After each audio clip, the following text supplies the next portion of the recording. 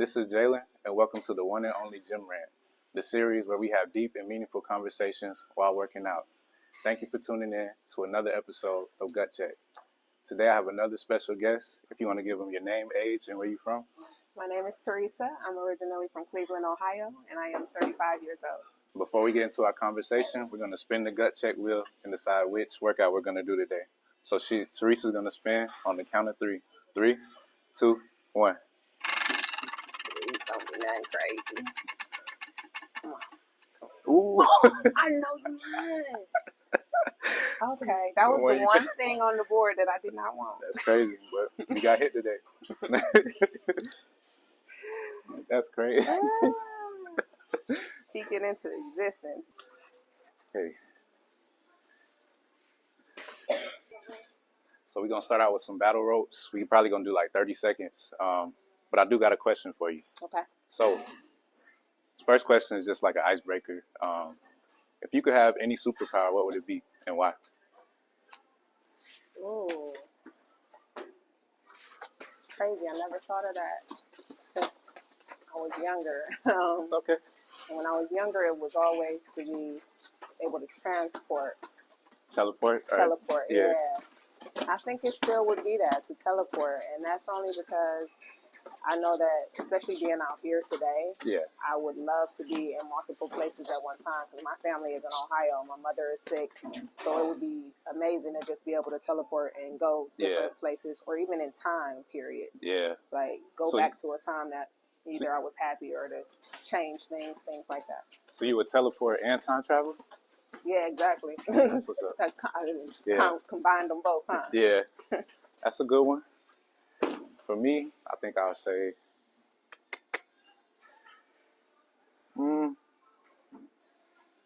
that's a good question. Mm-hmm. I'll probably read minds. Wow. I don't think I would want that type of power. You might read something. Yeah, you probably want to know. That'd be too much. But I mean, I think it'd be cool to read minds. Just see what people thinking. I wouldn't do nothing like crazy. Right, not take advantage of it. I wouldn't take advantage of it, but you know. Interesting. I like the way people think. I like psychology and stuff, so I think that'd be nice to see what people really think. Mm-hmm. You know what I mean? Yeah. Oh, that's you different. Up? My turn. Yeah.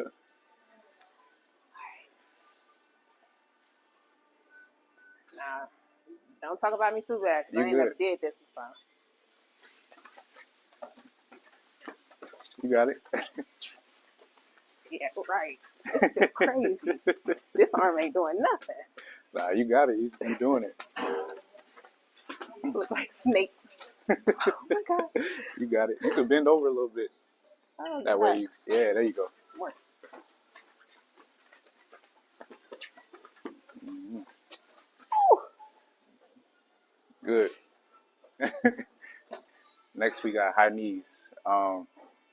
So this show is called Gut Check. Basically, it's something my football coach used to always say. Mm-hmm. Whenever we would have two-a-days and stuff, summer workouts, we would have like our hardest day. He would call it Gut Check Day. So we would we would max out on the weights. We'll go on the field and run like 1,500-yard sprints. So I always thought it sounded cool, but when I looked it up, it basically means like a test of your strength, a test of your character. It's a period that pushes you to your limits and helps you to grow. I like that. I like that a lot. So what would you say has been one of your biggest gut check moments in life, and how have you overcame it? Wow. Not to get too deep, but in December I went through one of the most traumatic moments of my life, and it put me in a place of darkness. And in order to get out of that, I had to find an alternative to cope with the depression and anxiety that I was going through. That's real. And working out did that for me. That's real. Yeah. That's good. I think for me, fitness has definitely been my therapy for the longest. It's always been therapeutic. It's always been something I could channel my emotions into. So I definitely agree with that. I relate to that 1,000%. Mm-hmm. Yeah, those moments, they hard, but like you said, I guess it's all about changing your perspective and finding better ways to cope. And yeah, it's a balance, especially like just the healthy lifestyle in general. Yeah. I just want to be healthier. My family isn't healthy, so I just want to make sure that I do my best to do preventative measures. I got that. Yeah, it's not always easy. It's hard to talk and do anything. Yes. All right, Tom, we good? What happened? We can do mountain climbers. Mountain climbers? So, yeah. He's right here. Mm-hmm. Yeah, I'm familiar. So, you say you're from Cleveland, right? Yes. So how long you been in Arizona? I originally moved here in 2014, I believe. And at the time, I was with an ex, and we moved out here together. So when we broke up in 2019, I went back to Ohio to be with family. And it's kind of hard to talk like this. It's okay. That's time.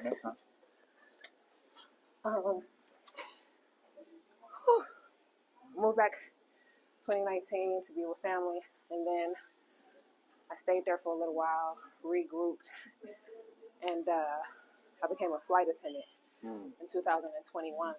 So I've been moved around a lot. I lived in Houston for a little while. That's where I was based. And then I wasn't making enough money. Mm-hmm. Being a flight attendant is overrated unless you're with a major airline. Mm-hmm. I worked with a partner, and it was like working part-time hours for a full-time schedule. Which airline were you? I don't really want to put them out there that. You good. Yeah, it was a partner. And I almost said the other airline. I don't want to say the airline, but I worked with them, and it was just not a good experience. So I left and went to the one company that will forever help everyone. That's, the orange smile. But I ended up using that job and transferred out to California and lived there for a year. Mm-hmm. And then that's when I ran into some trouble and got my way out of it this past December. So. What part of California? I was in Fontana. Fontana. I don't know if I heard of that. Yeah, it's out by, I guess the closest thing people usually know is like San Bernardino. It's about 40 minutes from LA. Okay. Yeah. Gotcha. Yeah. So you came back. So you moved here in 2014, left in 2019, moved around, and came back here in last recently, December? This May. Oh, wow. Okay. In December, I went back home. From California, I went to Ohio. Okay. Needed help again with family. Family has always been my, I don't know, my crutch, I say. Yeah. And I'm blessed to have that. That's real. It was time for me to get on my own. I felt like it was really, especially like I couldn't even get my age right for your recording. I'm about to turn 35 in November, and I'm like, it's almost embarrassing to live the way that I've been living. So now this is my time to get back on my feet and stand independently. You know something? I relate to that 100%. I've lived in like 5 states the last 5 years. Well, I have too, unfortunately. I graduated from college in 2019, right before the pandemic. And then I started working for a bank. I got laid off when the COVID got bad. Mm-hmm. So I'm from Florida originally. Okay. I'm from Florida. From there I moved to Baltimore like December 2020. Okay, I got family there. Stayed there. I can't do up north. It's too cold. Like that's why I moved back here. Yeah. But I stayed there for what was it? I stayed in Baltimore not even a year. Almost like right at a year. Then I stayed in DC for a couple months with my cousin. Then I went from DC to Dallas. Stayed with my sister. Moved to Seattle with my mom. Oh, wow. Moved back to Dallas, and I was there for a year. And how did you like Seattle? I like being with my mom, but I don't know if Seattle's for me. Yeah. You know what I mean? See, I don't like anywhere that's rainy. Yeah. Or doesn't have a lot of sun. Yeah. Because without that sun, to me, it makes like a huge difference. The whole vibe be different, yeah. So being out here, I found this is where I was happier. Even in California, I was happier, but cost of living is what brought you down. So you can't, no matter how sunny anywhere is, if you ain't financially stable or able to support yourself, you're going to be miserable. So like being here is still high. Cost of living is higher than what it was in 2014, but I can maintain here. And then I got a pretty good job. I love my job. So that's what's up. Yeah. That's what's up. So yeah, what was it? I went, then I came back to Dallas. Sorry. No, you good. February 23, and I stayed there for a year and a half, and I've been in Phoenix for a month now. Okay. Almost, it was like July. So yeah, right at 2 months I've been here. So it's been a journey. It's too soon to tell. It's too soon. I haven't really done much. I can't say I've experienced it. I just started working at Planet Fitness like 3 weeks ago. This is like my 4th week. Okay. So I'm just kind of getting on my feet, still filling it out. But I'm the type of person, I don't need anything like crazy to be. I'm a homebody anyway, so it's not like I'm just about to be And I'm an artist, so I'm happier at home doing my art. And now I'm starting to try to get outside of the home and or I was about to say house, but home, to do my art in public spaces. Just I guess 1, to kind of get people to see that I am an artist, and 2, just because I'm tired of being in the house all the time. Yeah. So I just need to get a break from the enclosement that I'm in. 4 walls, started closing them. Exactly. Yeah, I definitely feel that. That's the one thing I talk about all the time, because I know I'm an introvert. So I'm a homebody, I'm an introvert, but I guess it's just finding that line to where, like I need to pour into myself. I need my space, because this is a part of who I am. But when do I need to get out? When do I need to break away from those 4 walls and actually do more than just be in my own space? Yeah, you got to find a balance, and that's where I'm at now. I'm finding that balance. And as an artist, I know if I want to have my art to go somewhere, I can't just keep to myself. It's impossible for the road that I know that I want to take. You need exposure. Exactly. Yeah.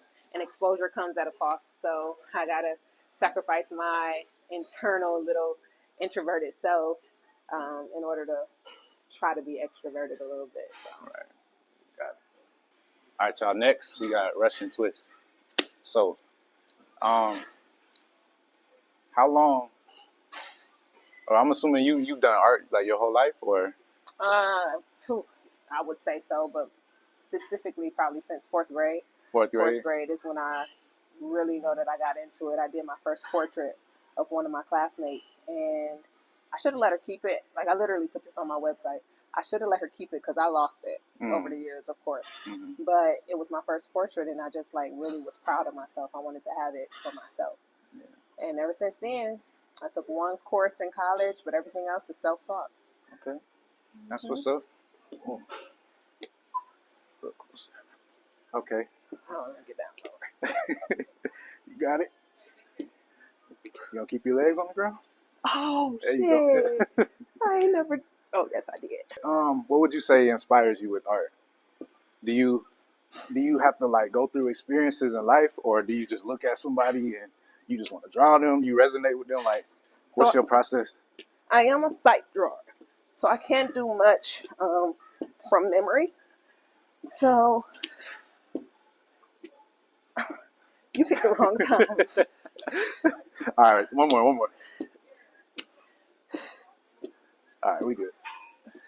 Before you answer that, what kind of art do you do? Oh, okay. That's easy enough. I actually do painting. Well, I'm going to start off what I first started with. Drawing with pencils. That's my number 1 love. So doing portraits is what I plan to broaden my horizons with and become real.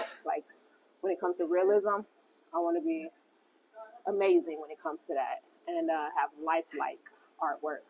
I branched out into painting in 2013, I believe, and that was actually that's my second love. And so I do paintings with acrylic. I'm learning how to do it with oil, but my main focus is drawing portraits, pencil and charcoal. Nice. So what would you say inspires you when it comes to your art? Or how are you inspired? When I first started, like in 2013, it was my ex at the time. Definitely drove me to be the best person that I could be, even convinced me to do tattoo work. So my entire leg is my work. So from my elbow down, my work. I wish I would have practiced on my leg versus my arm, teaching myself. But, you know, we live and we learn. And when it comes to the art, I honestly think I owe it to them, if I'm being 100%. Because, like, yeah, my family, my mom, but I feel like they try to change me too much. They don't allow me to be myself when it comes to my art, learn from my mistakes, so to speak. Yeah. So, but they drive me to be better just by the open, you know, with the criticism. Yeah. Yeah, but creativity is one of those things that is, you know, you're just going to grow at your own pace. So I feel like you can't force it. And like you said, you have to, it's not always something you could just tap into, you know, especially like when you really care about your work, you really care about your art. You got to have some type of inspiration. You got to have some type of, you want meaning behind it. Exactly. So yeah, I definitely feel that. So that's nice. So you've been doing art since 4th grade. You just professionally since 2021. That's when I started doing tattoos on a professional, well, I guess intermediate level, and expanding my artistic ability, practicing more and more and more so that I can get better. Okay, that's what's up. All right, y'all. The last exercise we're gonna do is reverse dead treads. You talked about fitness and how that's helped you cope and everything. What exactly does fitness mean to you? I can tell even when I met you, like you really into fitness and, you know, just getting better. So how has it motivated you mentally and physically? Like what has fitness done for you? So for me, I've always been skinny. I've come from, like, this is my testimony. I've come from 117 pounds. 117 at 5'10" is extremely little. So I've always wanted to gain weight. Nobody really stressed how important a high protein diet is and working out. I've always been afraid to work out because of my anxiety. I don't like people watching me. I don't like to embarrass myself. And not being strong, I saw it as a weakness. Not really processing that I have to work out in order to get stronger. Yeah. So that's what really drove me to do this. Nice. And I just started in July, and I've seen a lot of progress. That's what's up. I've lost all the body fat, and now I'm into lean muscle now. I've gone from 130 pounds to, 127, 130. I was kind of up and down. Yeah. But in that range. Yeah, now I'm 142. And it's mostly muscle.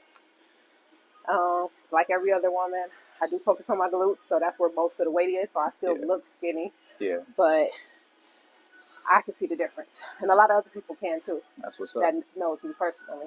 So what did it take, like, diet-wise? Like, how did you change your diet? What type of foods do you eat? My diet is so much better now because let's say 2008, I stopped eating pork. And then 2000 and don't quote me on this, around 2017-ish, I stopped eating beef. And then I went on and off from a pescatarian diet.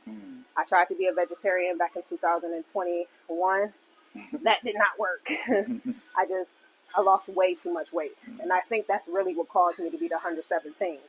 When I dropped to that weight, I was like, okay, I got to get some meat back in my diet. Yeah. So I started back eating chicken, and it was mainly pescatarian diet, but added chicken back.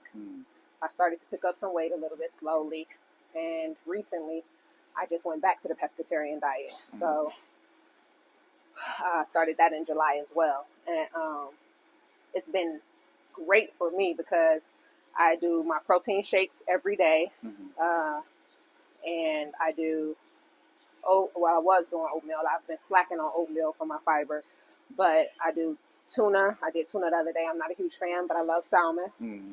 I do a lot of rice, which is, some people say rice is bad, some say whatever, but I do a lot of shrimp fried rice. I do a lot of shrimp meals. Yeah. And so I know it's a low source of protein, but it's a great source for me being a pescatarian, because salmon is so expensive. Like seafood in general is just expensive. Right.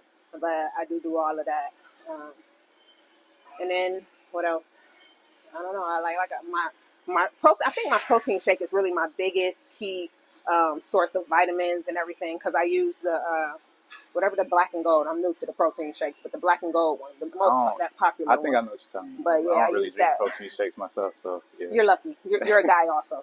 I have a high metabolism. My dad's told me to just give it up. Baby girl, you're not gonna gain no weight. You're gonna be little the rest of your life. And I'm like, okay, I get that. I can live with that now.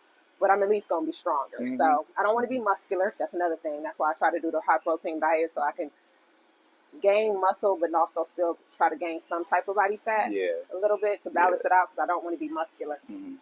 But in my protein shake, I do banana. I do the protein powder, collagen peptides, and almond milk and peanut butter.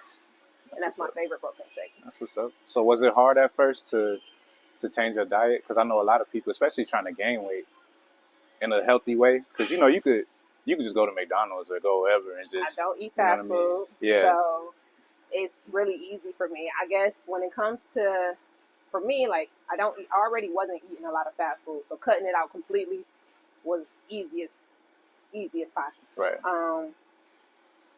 The hardest thing for me was I was eating lamb. That was a good source of protein for me. Mm-hmm. And I think that's what helped me put on a little bit of weight, because at one point I was 145. That was my highest in the last 3 months. Mm-hmm. But now I've dropped it, and now it's muscle.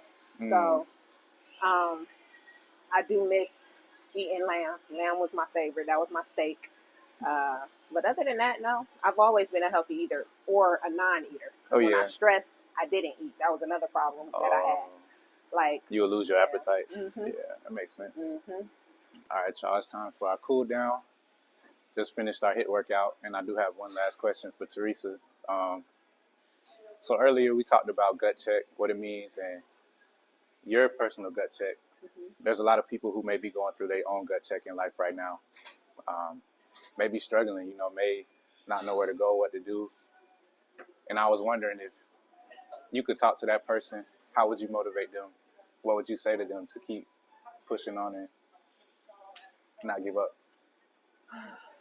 I come from a very dark place, and it's been days, even in this, I started July 16th on my healthy journey, like completely healthy. That's no fast food, changing up my diet to be high protein, going to the gym at least 3 days a week, mandated, or if I can't, work out at home.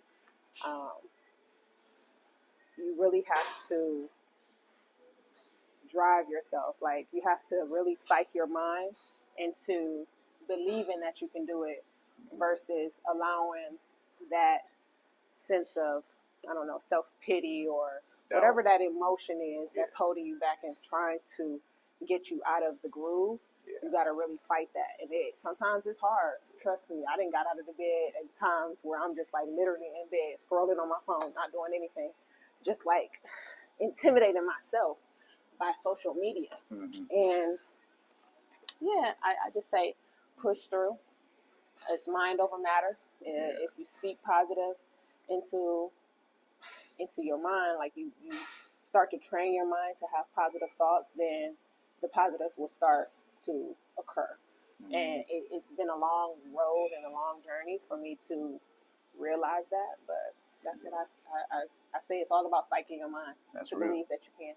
That's real. A lot of people don't realize that the mind is a muscle that you got to flex. Mm-hmm. So at the end of the day, you got to stay in control of your mind, because your mind can just wander. It can go to that dark place, but it's really up to us to tap in and change our perspective on things, and that really is what makes the difference. So thank you for sharing that. Thank you for being on this episode. That was another episode of Gut Check, y'all. This is, again, it's Theresa, do you have any business? I know you have your art, so if you want to share your social media. I do have my art. My social media is locks and tattoos. Literally, LOCS. Let's make sure y'all spell locks correctly. My website is TKMG Art. So TKMGART.com. And in November, I am launching prints and selling original artwork. Perfect. November 13th, my birthday. Okay. So yeah, y'all make sure y'all tap in. Make sure y'all like, comment, subscribe. If there's any content that you guys want to see moving forward, let us know. But other than that, thank you for tuning in, and y'all take care.